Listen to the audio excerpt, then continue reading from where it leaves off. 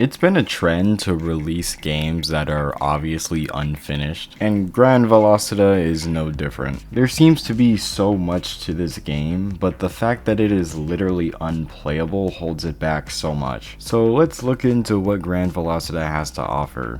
Or at least the things we're able to see. As soon as you open the game, you're offered to choose one of 3 gifts. The options consist of cosmetics and upgrades I'll get into later. After that, you can get a look at... Bro, come on. It hasn't even been 5 seconds. Wait. You want $5 weekly? I haven't even put my username in and you want to offer me a $5 a week subscription? Ah yes, I love the beneficial feature of a closed community. Brother, this game is 2 months old. The community is as closed as it could ever be. Maybe I'll play the game first and then I'll probably think about it. I won't, but... still, the main interface somewhat has this transparent style going on while showing us the car we've currently selected. I also like that it shows us the stats of the car as well. But why do you have to show it in kilograms? What am I, Norwegian? You also don't have to dangle that abhorrent subscription in my face, dog. I'm not finna buy it. Looking at the car, you can already get a hint of what the graphics will be like, and they don't seem to be too bad.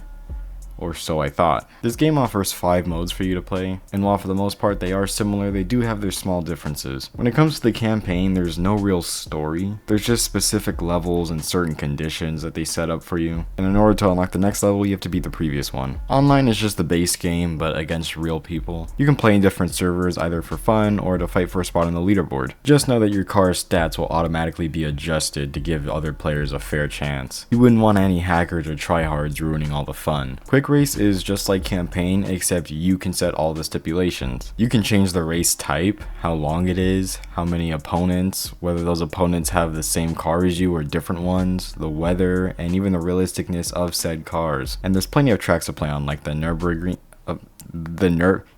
Nürburgring, Monzo, and even Laguna Seca. Challenge just has you beat a specific time with a specific car on a specific track. Each challenge is different and gives you a lot of money for beating the fastest time. And practice is where you go to practice, while also being able to change the mode and time of day. Now we finally get to play, and nope, that's not you, that is the literal game chopping. I haven't changed any of the game settings yet. This is what it was like out the gate. Now at the start, everything seemed to be somewhat fine, but as soon as I missed such an obvious turn, everything went to hell. I literally wasn't able to recover at all and I had to restart the race. Now to explain the bad play that just occurred, let me talk about the controls. There's about 3 you can choose from, but I heavily recommend the Euro. The issue I have with the tilt controls is that you can't change the button placement. On many other games, I'm used to the brake button being on the left side, but it's right next to the gas pedal. Plus it's transparent as balls, so it's hard to know which one you're pressing. I got used to it, but it took a little bit. However, it was a lot more difficult in faster cars with higher speeds since I wasn't focused on which button I was pressing. And I do not recommend maxing out your settings. Even if your device can take it, the game can't. The frame drops got even worse and eventually the game would just crash. Things would start to go transparent like my windows and spoiler, as well as the outside environment. Yeah, in this state you literally cannot play the game. And no, this wasn't on just one track, this was everywhere. But then I discovered something very interesting. You see, Gran Velocita is unplayable, but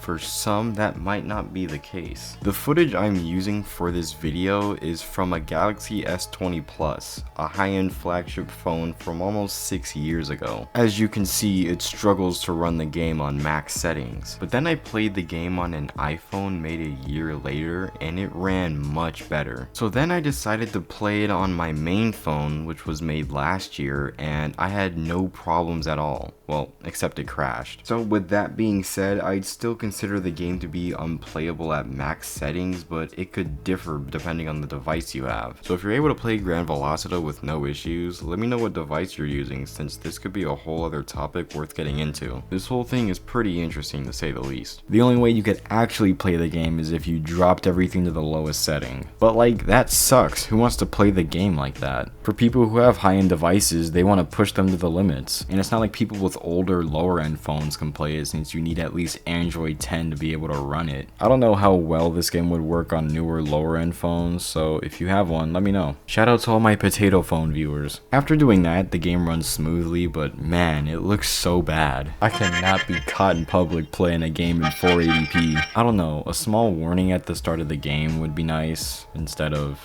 you know. What sucks about this the most though is that on high settings the game looks really good. The shading is great, the weather conditions are sick, and the tracks are awesome. Plus the dashboard looks super cool. It shows you all the information it needs to know while also being out of the way. There is one weird thing though. Other than when you get a penalty, it's hard to gauge when, but sometimes I, as well as my opponents, would become ghosts. Sometimes we'd be able to bump into each other, and others we'd be able to go right through one another. I'm assuming this is a glitch or a bug of some type though. When it comes to the cars, there really aren't a lot of them, and most of them are super expensive. They're also named these weird letters and numbers, which I feel like I should understand, but at the same time don't. You do get a decent amount of money per race, but I do wish there were a lot more options to choose from. You are able to get a free car though, if you watch 25 ads. The upgrading part of this game is pretty simple. You just have to order parts, wait for them to arrive, and then install them. They're also really cheap. With these upgrades, you can set your own tune. You can adjust the pressure on each tire as well as the rear diff lock. You can change your traction control, ABS, and brake balance percentage. You can lower or raise your car as well as give it camber. And you can even change the downforce in the front or back of your car. I really like that the game explains each section to you in case you're ever confused about this stuff. And you can have up to 4 presets you can switch to in case a race has a specific weather condition. Each customization section gets unlocked as you level up, but it doesn't take that long. You can change between a gloss and matte look and choose whatever color you want. The same thing goes with your wheels. So what's the overall conclusion to Gran Velocita? It's clearly unfinished from what you can see. You can't experience this game the way you're truly meant to yet, which is fine. This game is very new, but